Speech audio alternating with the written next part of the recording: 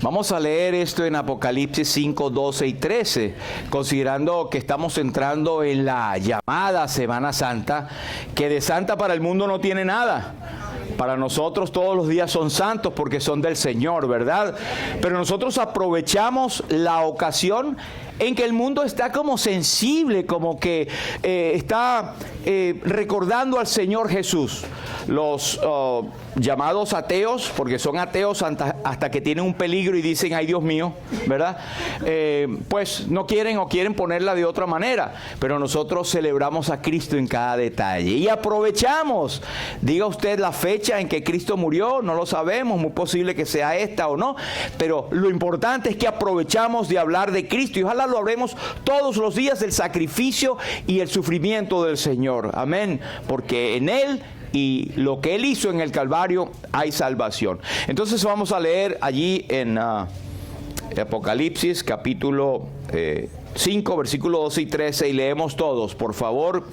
El Cordero que fue inmolado es digno de tomar el poder, las riquezas, la sabiduría, la fortaleza, la gloria y la alabanza por los siglos de los siglos. Amén. Amén. Bueno, hoy tenemos consono con lo que el mundo religioso ha colocado, pero es lógico también, digamos, la semana en que Cristo por el determinado consejo de Dios entregó su vida. Y esos acontecimientos comienzan, por supuesto, miles de años antes, por ejemplo en Génesis 3 y 15, cuando estaba profetizado que de la simiente de la mujer vendría esa simiente que le daría en la cabeza la simiente de Satanás. Y eso se logró en la cruz cuando Cristo vino. Y Gálatas nos dice el apóstol Pablo, pero cuando vino el cumplimiento del tiempo, Dios envió a su Hijo nacido de mujer, nacido bajo la ley, para redimir. Entonces, todos estos acontecimientos que para los antiguos era un efecto o un evento futuro, profético, y los que creían en él eran contados por justicia, porque creían en lo que la palabra de Dios decía, pues nosotros hoy en día hemos creído no en lo que venía, sino en lo que ya ocurrió en el Calvario. Por supuesto, vienen otras muchas cosas que quedan por cumplirse, pero estamos contentos. Yo le doy gracias al Señor por vivir de este lado de la historia, porque me hago eco de ese poema de el pastor que cuando escribió eso, muy bien, muy dirigido, Jesús Adrián Romero, y muchos tendrán sus opiniones, pero él escribió muy bonitos poemas cuando dice que uno a veces piensa, wow, menos mal que nací aquí, porque bueno, si yo estaba ahí, yo hubiese estado en los que dicen, oh, este verdaderamente era el Hijo de Dios. Cuidado, a lo mejor, como él dice, si hubiese estado allí, yo también entre la multitud hubiese gritado, crucifícale. Entonces, no lo sé, estamos acá, gracias a Dios, y tenemos la obra de Cristo ya realizada en el Calvario. Pero vamos a hablar de esta entrada triunfal, ¿verdad? Y vamos al Evangelio según San Mateo, capítulo 21, versículo 1 al 9. No, vamos a leerlo hasta el versículo 11. San Mateo capítulo 21, versículo 11. Y todos leemos, pueden escucharlo, pueden verlo de la pantalla, pueden verlo de su Biblia, pero nadie se quede sin tener la lectura. Amén. Dice así, versículo 1 del capítulo 21 del Evangelio según San Mateo. Cuando se acercaron a Jerusalén y vinieron a Betfagé, al monte de los Olivos, Jesús envió 2 de sus discípulos, diciéndoles, id a la aldea que está enfrente de vosotros, y luego hallaréis una asna atada y un pollino con ella. Desatadla y traédmelos. Y si alguien os dijere algo, decid, el Señor los necesita, y luego los enviará. Todo esto aconteció para que se cumpliese lo dicho por el profeta cuando dijo: decid a la hija de Sión, he aquí tu rey viene a ti, manso y sentado sobre un asna, sobre un pollino, hijo de animal de carga. Y los discípulos fueron e hicieron como Jesús les mandó. Y trajeron el asna y el pollino, y pusieron sobre ellos sus mantos, y él se sentó encima. Y la multitud, que era muy numerosa, tendía sus mantos en el camino, y otros cortaban ramas de los árboles y las tendían en el camino. Y allí que nosotros tenemos el nombre del Domingo de Ramos, ¿verdad? Por todas las ramas que pusieron en el camino delante del Señor. Versículo 9. Y la gente que iba delante y la que iba detrás aclamaba diciendo: Hosana al Hijo de David, bendito el que viene en el nombre del Señor, Hosana en las alturas. Cuando entró él en Jerusalén, toda la ciudad se conmovió diciendo: ¿quién es este? Y la gente decía: este es Jesús, el profeta de Nazaret de Galilea. Vamos a dejarlo hasta aquí por ahora, que el Señor prospere su palabra. Es una cosa extraña ver cómo estas personas le aclamaban a él, y algún comentarista dice que era una multitud impensante. Movida por el Espíritu Santo, es verdad, porque debía cumplirse la Escritura. Y fíjense que al principio empieza el versículo 4, todo esto aconteció para que se cumpliese lo dicho por el profeta cuando dijo esto. La gente le aclamaba: Hosana. Y aquí viene sobre sí tu rey, como citando lo que dice en Zacarías, pero ellos decían: bendito el que viene en el nombre del Señor, Hosana al Hijo de David. Pero cuando a la gente se le preguntaba: ¿y por qué están aclamando? ¿Quién es este? Ese es el profeta de Nazaret de Galilea. ¿De Nazaret puede salir algo bueno?, dijeron en una ocasión. Era una población de que nadie daba ni medio por ella. Era una población despreciada, pequeña, poca. Y a Jesús lo decían que viene de allí, eso es poca cosa. Pero es como incongruente que ellos aclamaban Hosana al Mesías, a Cristo, al que viene en el nombre de Jehová. Pero por otro lado, ¿quién es este? Bueno, no sé, ese es como que es el profeta que viene por ahí, de esa aldeíta chiquita por allí. Entonces esto nos hace ver el corazón de las personas muchas veces, que tienden a ser un corazón religioso, de alabar al Señor, y usted ve en la gran mayoría de las personas: oh sí, yo creo en Dios, oh bendito sea Dios, y lo escuchas tú diciendo aún en circunstancias que no tienen nada que ver, pero ay, bendito sea Dios, ay, Dios quiera, ay, ni Dios permita, ay, Dios para acá y Dios para allá, pero no está realmente en su corazón. Son personas que no sirven a Dios. Así hoy en día el mundo religioso, hoy en la semana mayor que empieza, se llama en algunos países, algunos dicen de santa no tiene nada, de borrachos mucho, porque la usan para todos, vacaciones, y hay más muertes en esta semana que en cualquier otra semana, porque la gente se libera y va a playas y todo, y está bien, pero entonces no le llaman Semana Santa y que estás dedicado al Señor. Pero entonces igual que con esta gente, estaban cuando llegó el Señor, por una revelación que no lo sé, pues vieron al Señor montado en un pollino, y el Espíritu Santo movió las circunstancias y el corazón de la gente para que empezaran a clamar esta frase que está en el Antiguo Testamento: bendito al Hijo de David, bendito el que viene en el nombre del Señor, Hosana en las alturas. Eso estaba en la profecía. En Zacarías 9:9 dice: alégrate mucho, hija de Sión, es decir, Jerusalén. Da voces de júbilo, hija de Jerusalén. He aquí tu rey vendrá a ti, justo y salvador, humilde y cabalgando sobre un asno, sobre un pollino, hijo de asna. Eso estaba profetizado, y al pie de la letra Jesús lo cumplió, porque era necesario que él cumpliese todas las escrituras. Pero en el Salmo 118 nos dice: oh Jehová, sálvanos ahora, que eso es hosana, la palabra hosana es sálvanos ahora.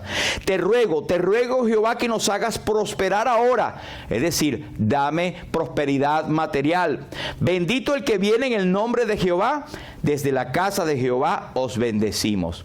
Y también usted ha leído el Salmo 24. Salmo 24 dice, hosana, bueno, ahorita lo vemos, que abríos pues puertas sempiternas y entrará este Rey de Gloria. ¿Quién es este Rey de Gloria? Jehová, el fuerte en batalla. Entonces hay muchas alusiones a este momento. Otra vez, es el Espíritu de Dios que mueve a la gente a tener una inclinación a Dios. Y debemos aprovechar ese momento. Ahorita que la gente está así, bueno, predicarle a Cristo. Dice, de verdad tú tienes en tu corazón ese domingo de palmas. Hay gente que se pone palmitas aquí, gente que usa palmas, gente que hace procesiones con las palmas. Bueno, contarle que no se pare a adorar las palmas, pero un recordatorio.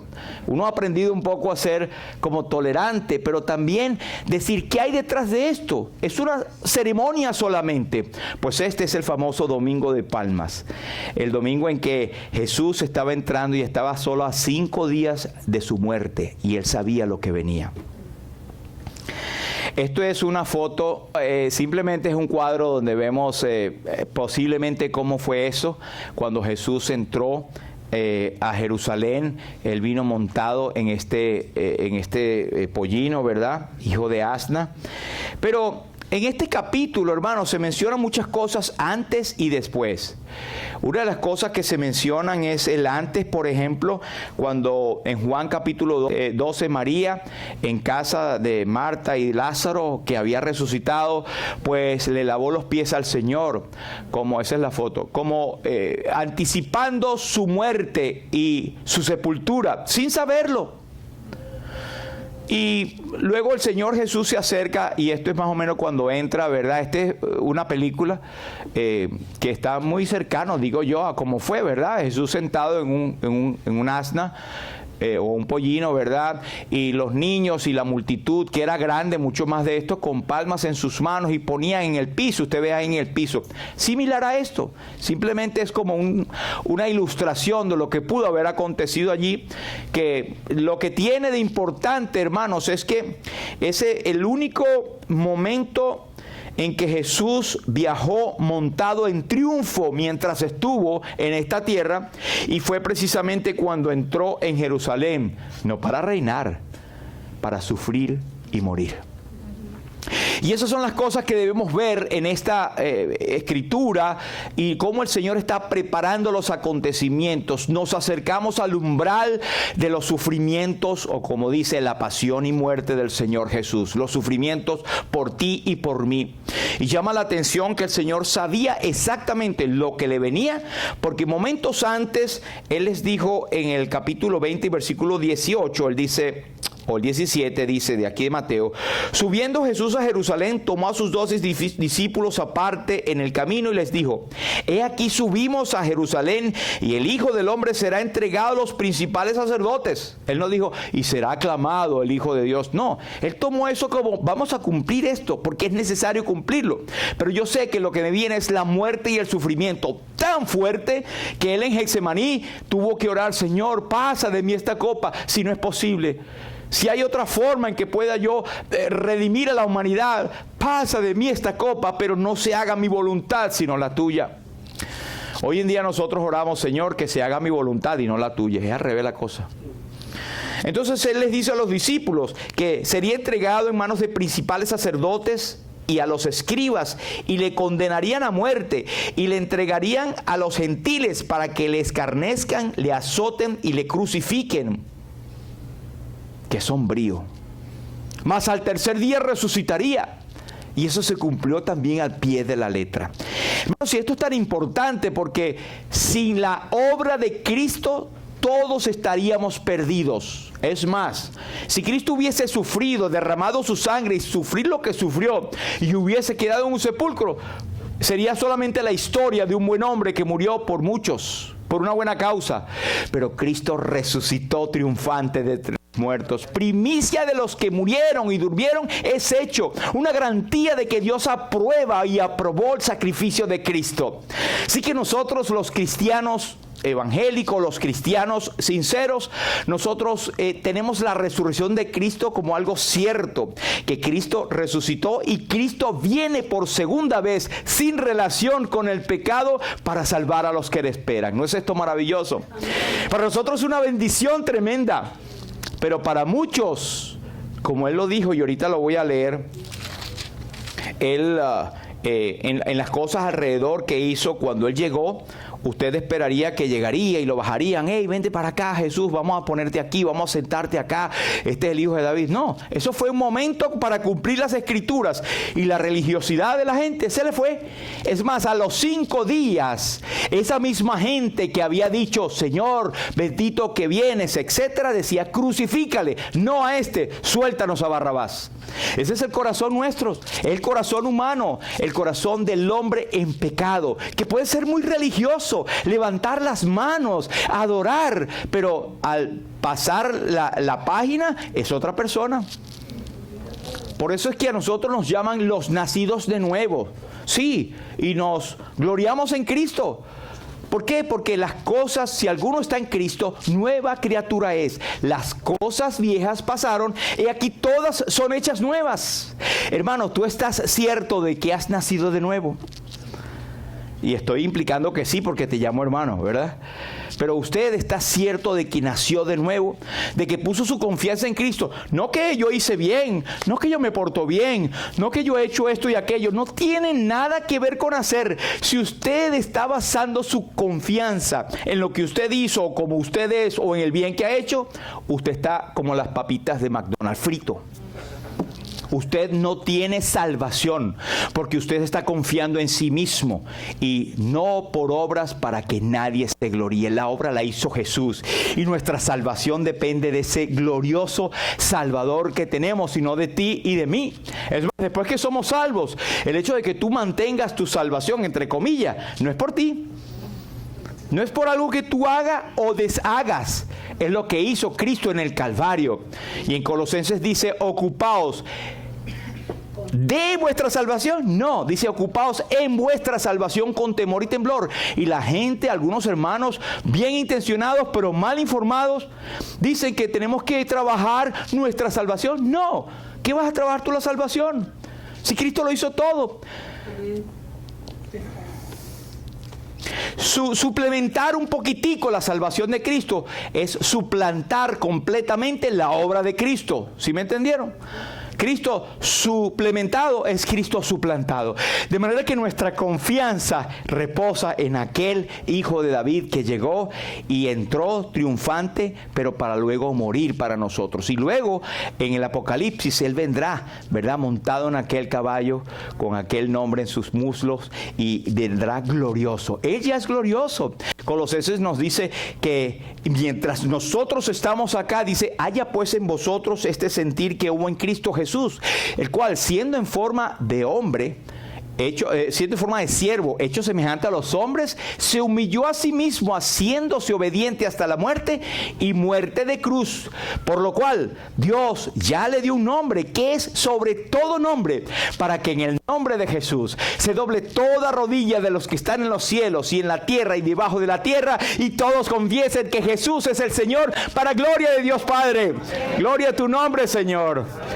De manera que nuestra salvación está basada en Cristo, en su obra, en su sacrificio, en su sangre derramada y en un sepulcro vacío. No en religión. No en ningún tipo de costumbres. A veces las costumbres son buenas, pero a veces no. Porque a veces las costumbres quieren tomar el lugar de la Biblia. Y estamos ya, digamos, con bastante experiencias en ver iglesias que son costumbristas. Por ejemplo, que yo les exijo a ustedes que ustedes vengan con palto y corbata. El que se para aquí tiene que tener. ¿Por qué? Esto porque a mí me gusta. Ya, me gusta. Es una costumbre sana. Si usted quiere venir en chores, venga en chores. Pero vamos a hablar después allí. No, mentira. Puede venir como usted quiera. Lo importante es, ven a mí tal como estás. Ese himno de la señora Stroop, que lo cantó en las cruzadas Billy Graham. Tal como soy, sin más decir, que a otro yo no puedo ir. Y tú me invitas a venir, bendito Cristo, vengo a ti. Tal como eres. Venid a mí todos los que estáis trabajados y cargados, y yo os haré descansar. Pero mire, alrededor de este capítulo 21, cuando Jesús, luego el versículo 12, dice, y Jesús entró en el templo de Dios y echó fuera a todos los cambistas y dijo, escrito está, mi casa será llamada casa de oración. Él echó por tierra a todos aquellos que habían convertido el templo, la casa de oración, en cueva de ladrones. Eso es lo primero, tumbó. Y mucha gente, a lo mejor eran los que estaban ahí con las palmitas. Luego, en el versículo 18, cuando en la mañana él tuvo hambre, salió con los discípulos, vio la higuera estéril, fue a buscar fruto y no halló. Y pues la maldijo y aquella higuera se secó. Todo esto usted dirá, ¿por qué? Bueno, Jesús, ¿por qué? Porque todo eran tipos, ilustraciones de lo que su pueblo era. Al echar afuera los cambistas y voltear todas las mesas y todo lo demás, él estaba diciendo, ustedes han convertido el sitio que Dios dio para oración en cueva de ladrones. El pueblo de Israel. Después la higuera.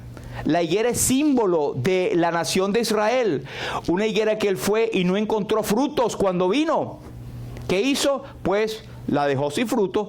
Y es más, el fruto ahora lo está dando el pueblo gentil. Claro, la nación de Israel tiene su propio agenda que Dios va a cumplir con ellos. De hecho, hay muchísimos cristianos, entre ellos los judíos mesiánicos. Dios va a hacer su obra contigo y sinmigo, ¿verdad? Dios lo va a hacer, no obstante. Pero a lo suyo vino y los suyos no le recibieron, y Cristo está demostrándolo aquí por medio de las parábolas, por medio de las ilustraciones. Vea el versículo 23. Cuando vino al templo, los principales sacerdotes y los ancianos le dijeron, ¿con qué autoridad haces tú estas cosas? Refiriéndose a voltear el templo y todo lo que está ahí, decir, mi casa será llamada casa de oración. Bueno, la casa de tu padre. ¿Y por qué tú dices que como que Dios es tu propio padre? Porque sí, y lo era en un sentido que nadie es. Cristo dijo cuando resucitó, voy a mi Padre y a vuestro Padre, a mi Dios y a vuestro Dios.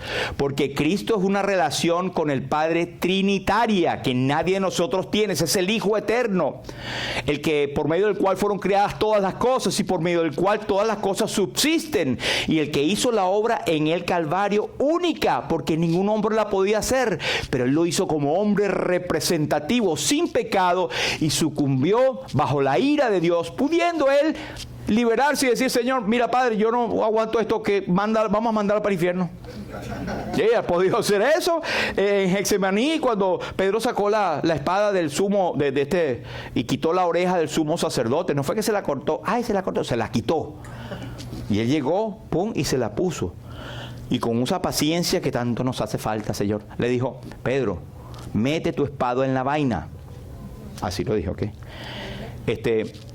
¿No crees que yo no podría orar al Padre y me daría más de 12 legiones de ángeles? Una legión estaba entre 3,000 y 6,000 personas. Multiplique 6 por 12. 72,000 soldados allí en un momentico para eliminar a 27 personas, 30 personas que están allí, en un momentico, de ángeles. Pero recordemos que un solo ángel mató a más de 300 personas en un día. Entonces, imagínense, Cristo lo podía hacer, pero no lo hizo. Igual que cuando estaba en el Calvario, que lo habían clavado, o se burlaban de él previamente, y le decían, profetízanos, Cristo, ¿quién es el que te golpeó? Y le clavaban la espina, esa corona en su cabeza, y se le clavaba y le producía dolor y sangre, y aquellas espaldas laceradas que habían sido maltratadas con aquel látigo romano que tenía puntas de huesos afiladas en sus espaldas, según la historia. Y él estaba allí sufriendo y sangrando. Él ha podido decir, Padre, ya termina esto. Pero terminó cuando el Padre dijo que iba a terminar. Y él dijo, cuando vio que todo estaba consumado, dijo, Señor, consumado es. En tus manos encomiendo mi espíritu. No fue que lo mataron. Es que aquellos fueron instrumentos para cumplir la voluntad de Dios. Cristo es Dios, pero hay una extraña, relación, porque es Padre, Hijo y Espíritu Santo, un solo Dios, pero tres personas, con los mismos atributos de la deidad. ¿Usted lo entiende? Yo tampoco, pero eso es así. Eso es así. Y luego que hizo eso, el Padre quedó satisfecho. A mí no está en la Biblia, pero siempre lo digo, que cuando la película esa de Mel Gibson, cuando la trajo, sabe que muchas personas se convirtieron, ¿no? Pues son ilustraciones muy vívidas de lo que ocurrió. Pero hay una escena que siempre me llama la atención, que cuando Cristo estaba en el Calvario, como que se está viendo desde lejos, desde arriba, Cristo en el Calvario. Y luego como que se pone todo así borroso, y es que una lágrima está cayendo. Oye, es una ilustración, no está en la Biblia, pero era una gota del Dios, como si tuviera el Padre llorando por su Hijo. Hay un himno que dice: y solo el Padre en gloria allí del Hijo supo el amargor. ¿Y quién dirá qué gozo el Padre en ti sintió en ese mismo instante en que Dios te dejó? Él estuvo solo, padeciendo por nosotros lo indecible. Y la gente le desprecia. Entonces cuando ellos le preguntaron: Señor, ¿con qué autoridad haces tú estas cosas? Ah, bueno, está bien, yo te contesto si me contestas esto.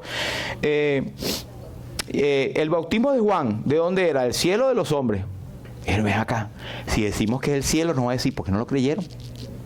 Y si decimos de los hombres, bueno, tenemos miedo a la gente que nos va a caer encima.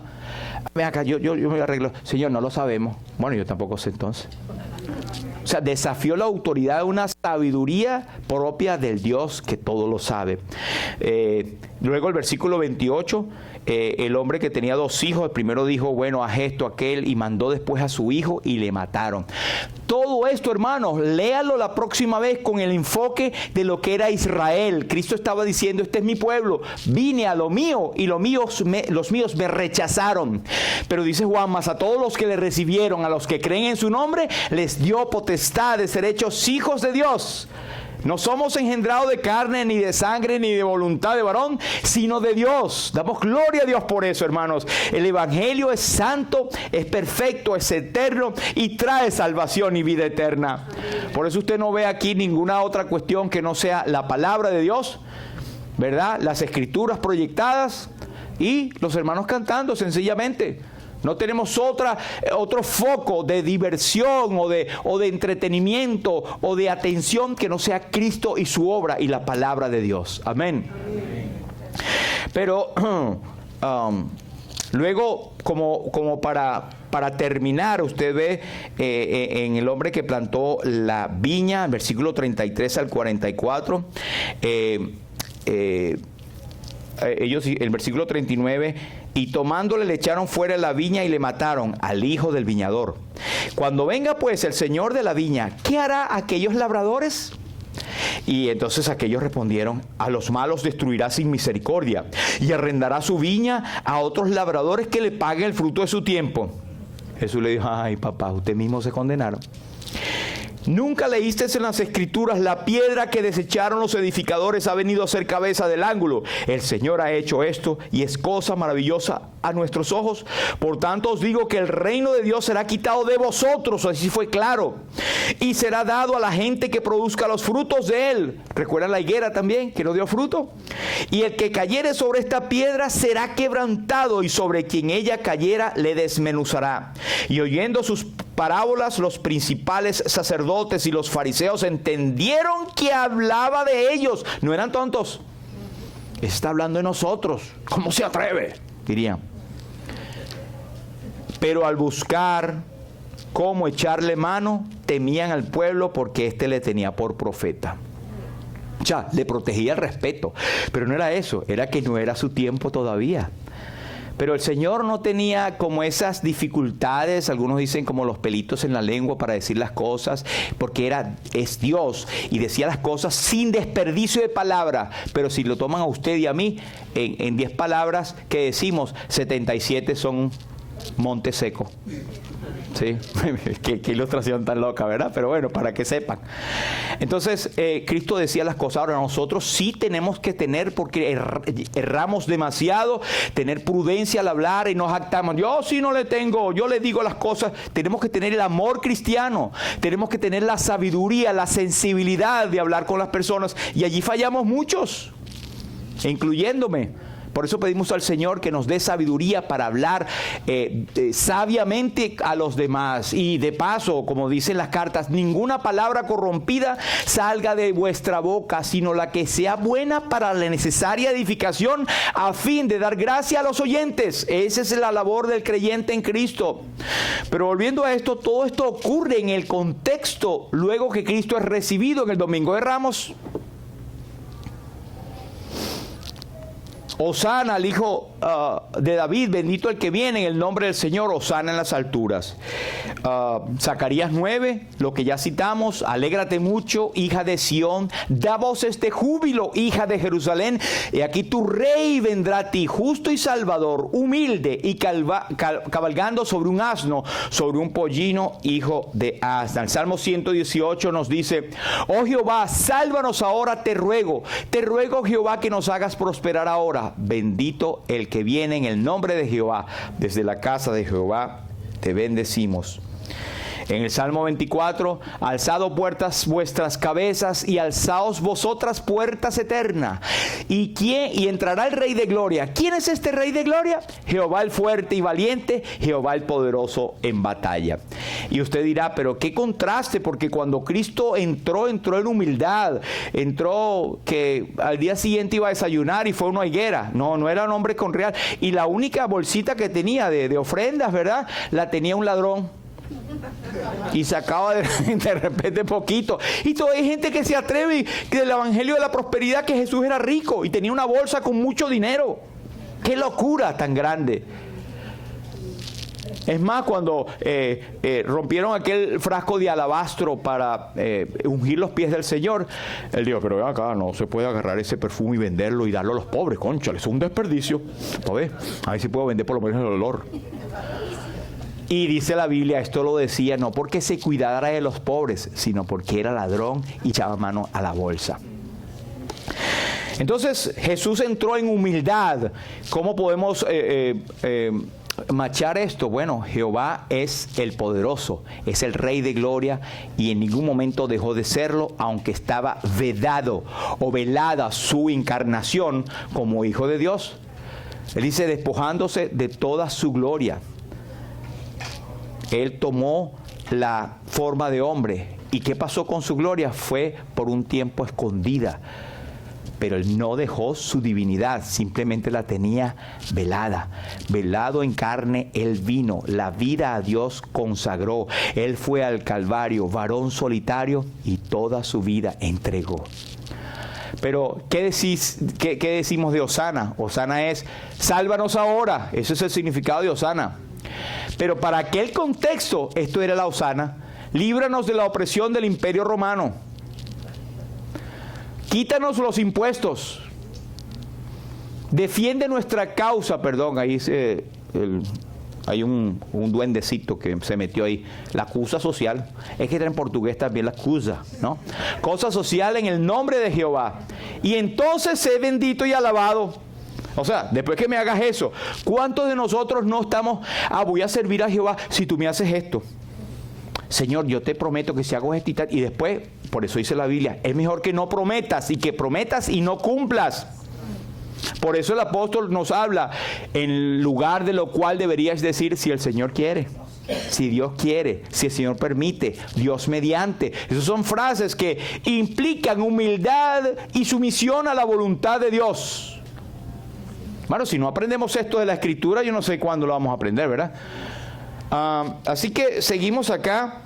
Entonces, la primera cosa es que faltaban 5 días, ¿verdad? Para que el Señor fuera a ser crucificado. Y él decía, aquí subimos a Jerusalén, como dije, y se cumplirán todas las cosas, le condenarán a muerte por medio de los principales sacerdotes, le escarnecerán, le matarán, crucificándole, mas al tercer día resucitará. Por eso es que nosotros debemos, como dice Hebreos, considerar a aquel que sufrió tal contradicción de pecadores contra sí mismo, para que vuestro ánimo no se canse hasta desmayar. Tenemos en él, en lo que Cristo hizo en el Calvario, un tremendo motivo de ánimo cuando le consideramos a él, cuando vemos lo que Cristo hizo por nosotros. Y dice Isaías que él puso su rostro como un pedernal, es decir, puso su rostro firme y fue al Calvario, varón solitario, y toda la deuda pagó. Gloria a su nombre. Así que Romanos 8 y 28, sabemos que a los que aman a Dios todas las cosas le ayudan a bien. Esto es, a los que conforme a su propósito son llamados. Lo otro es que él lo sabía. Él sabe todo lo que te va a pasar, lo que me va a pasar a mí, lo que pasó, lo que pasará. Y sabiendo, entendiendo esto, que Él lo sabe todo, no te da confianza el saber, no importa lo que venga, no importa qué encierra el futuro. Lo que me importa es quién encierra el futuro. Es Dios que está allí y Él sabe todos los tiempos y Él controla todos los tiempos. Amén. Tremenda bendición que tenemos. Tenemos una confianza en saber que Cristo lo sabe todo. Y de paso, Él no cambia. Cristo es el mismo ayer, hoy y por los siglos. Si no eres salvo o salva, no quieres tener este Salvador, no sabes lo que te pierdes. Es más, pero sabrás que estás perdido si no lo tienes. 2, su corazón estaba triste, ¿verdad? Pero sabía que era necesario. Hay cosas necesarias en nuestras vidas. Cuando es necesario es que prácticamente es obligatorio. Anoche leímos con los hermanos acá que, bueno, no dejando de congregarse como algunos tienen por costumbre. En otras palabras, es necesario congregarse. Es la única forma de crecer. Usted no se crea de que yo me quedo en la casa solito, escucho radio transmundial o Family Radio y voy a crecer. Usted tiene que congregarse. Usted tiene que ir a una iglesia bíblica donde se predique la palabra sin añadiduras y pueda crecer espiritualmente. Es el único momento, motivo, razón en que usted puede crecer. Porque allí Cristo tiene pastores, tiene maestros, tiene, todo para edificar el cuerpo de Cristo. ¿Para qué? Para que usted esté preparado en toda buena obra y que no vengan otros falsos maestros con artimañas, con astucia, le hagan a usted caer en su carrera cristiana, porque hay muchos por ahí lobos feroces.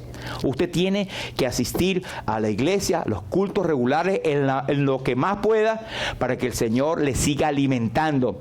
Para que siempre lo mismo, la misma sillita y tal. Pues gloria a Dios. Usted está escuchando. Y por lo menos no estamos sentados en una mata de mango, una manda de mandarina, que estaría gloria a Dios. Nosotros hemos estado también en el pasado en casitas o debajo de una mata, donde en África ahorita se están haciendo en muchas partes del mundo. Esas son las iglesias. La iglesia no es la estructura. Es el cuerpo de Cristo donde recibimos la palabra de Dios. Pero Hechos 5:29 nos dice: es necesario obedecer a Dios antes que los hombres. Es necesario. Hebreos 2:1, es necesario que con más diligencia atendamos las cosas que hemos oído. No sea que nos deslicemos, o sea que es necesario que oigamos esto y lo pongamos en práctica, porque tenemos el peligro de deslizarnos. El Señor nos guarde. Y es necesario también que a través de muchas tribulaciones entremos en el reino de los cielos. Su corazón estaba triste, pero sabía que era necesario. Hay cosas que son necesarias hacer, ¿verdad? Usted estará de acuerdo conmigo. Número 3, las profecías se cumplen en cada detalle en él y se seguirán cumpliendo. No hay duda alguna de que todas las profecías que estaban escritas acerca de él se han cumplido. El 25% del contenido bíblico, según algunos expertos, es profético. Por ejemplo, en los 318 versículos que tiene el Nuevo Testamento, se menciona 257 veces la venida del Señor. Ustedes que son más del 25%. Esa es una de las profecías que estamos esperando. Cristo viene pronto, está a las puertas. Y algunos dirán, pero es que todas las cosas son así como desde el principio. Dice la Biblia, el Señor no retarda su promesa, según algunos los tienen por tardanza, sino que es paciente para con nosotros, no queriendo que ninguno se pierda, sino que todos procedan al arrepentimiento. Así que el Señor Jesús dijo, porque de cierto os digo que hasta que pasen el cielo y la tierra, ni una jota, ni una tilde pasará de la ley hasta que todo se haya cumplido. Hebreos 10:23, mantengamos sin fluctuar la profesión firme de nuestra esperanza, porque fiel es el que prometió. Podemos confiar en las promesas de Dios, amén. Que todo lo que hemos dicho está en la palabra, y como está en la palabra, se cumplirá. Amén. 4. Es una cosa extraña. Él permite las muestras de alabanza de corazones que luego desearían su muerte. Personas no convertidas pueden en un momento dado alabar a Dios. Pueden darle las gracias a Dios. Ay, Señor, gracias porque nos libraste de este accidente. Gracias porque tú levantaste a fulanito, fulanita, y le salvaste de la muerte, esa enfermedad. Y eso está bien, darle gracias a Dios. Pero de allí a ser salvo y a tener la salvación, porque yo de vez en cuando oro a Dios y tengo mucha fe en mi Diosito, eso no es salvación. Dice Romanos 10, 8 y 9. ¿Qué dice? Cerca de ti está la palabra en tu boca y en tu corazón. Y esta es la palabra de fe que predicamos. Que si confesares con tu boca que Jesús es el Señor y creyeres en tu corazón que Dios le levantó de los muertos, serás salvo. Porque con el corazón se cree para justicia, pero con la boca se confiesa para salvación. Y cuando dice eso, tenemos que dar testimonio con nuestra boca, con nuestros hechos. Debemos vivir nuestra vida cuando decimos, Cristo es el Señor. ¿Señor de quién? Mío. ¿Y dónde está Cristo gobernando en tu vida, por ejemplo? Entonces es eso. Debemos dedicar nuestras vidas, debemos vivir para el Señor. Debemos mostrar a otros que somos de Cristo, ya sea por palabra o por hechos.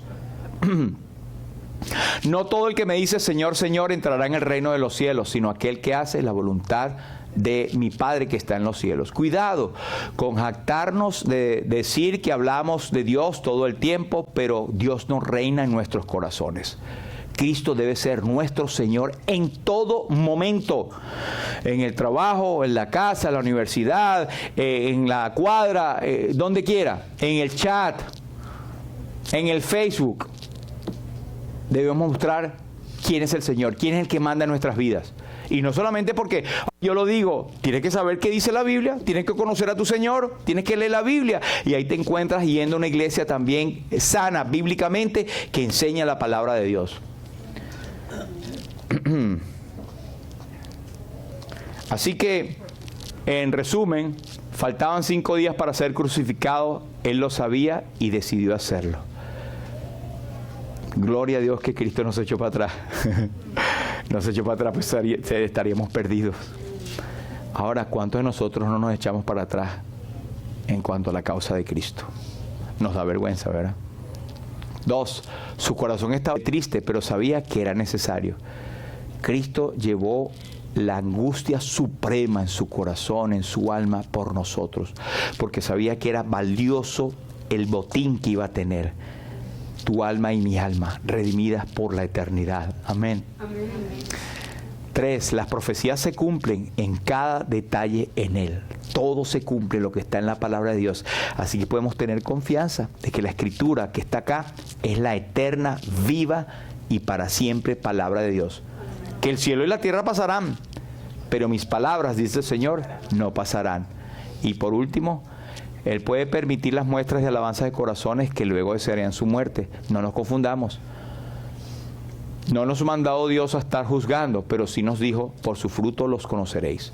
Así que nosotros debemos estar dando frutos y no seamos como aquella higuera que estamos trayéndolo como aplicación, que el Señor fue y no encontró frutos. El creyente no le puede pasar eso. Un creyente da, aunque sea un poquito, pero da fruto, porque el Espíritu Santo mora en él. Amén.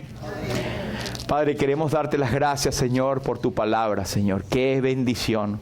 Hemos visto en ese momento cuando Cristo entró en Jerusalén, el único tiempo que vemos que humanamente hablando, Él entró en victoria montado sobre un asno, ni siquiera un caballo blanco, sobre un asno, hablándonos de su humildad, pero también a sabiendas que 5 días después, aquella gente que le aclamaba, bendito el que viene en el nombre de Jehová, le diría, sácalo, Mátalo, crucifícale, queremos a Barrabás. Señor, y nos da temor porque nuestros corazones son hechos del mismo material, de la misma madera.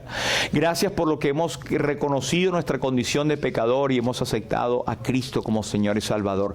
Sabemos que no nos perderemos jamás, pero ayúdanos, Señor, a dar testimonio del Evangelio para que, como dice mi hermano que leyó al principio, Gustavo, que los que despotrican, los que hablan mal, los que blasfeman en contra del Señor, pues callen al ver nuestras buenas obras, es decir, nuestro testimonio como creyentes.